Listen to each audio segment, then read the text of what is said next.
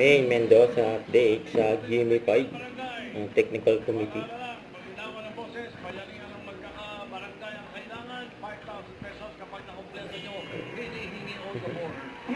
Kayo din, may chance manalo, no? Utang po kayo. Please, pautang naman.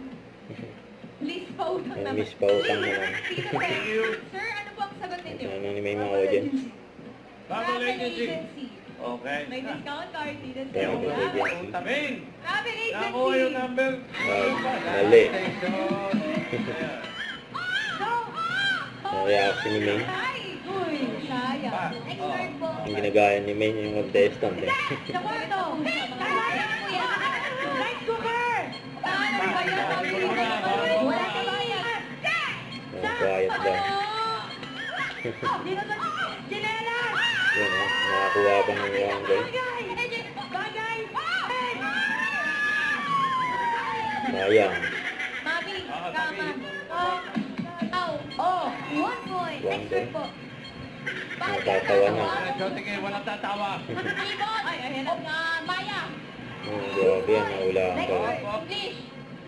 No. English. Oh, Ballena. jacket daw. Ay, dolphin. Abang. Hindi. Ang lalakad. Pusa. Grabe yan. Hindi. Kaya na sinisenya si Raisa May, yung damit daw ni May. Mauba na. Hindi. Ang kalabaw sa park. Hindi. Tumawat si Raisa. Pwede lalaki. Pwede raw, heart, babae, lalaki. Hindi nga. Hindi raw. Agent 4. Pwede.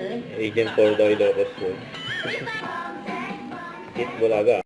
Don't forget to subscribe and click the notification bell for my update. This is Richard Achum Vlog. Stay tuned for my update. See ya.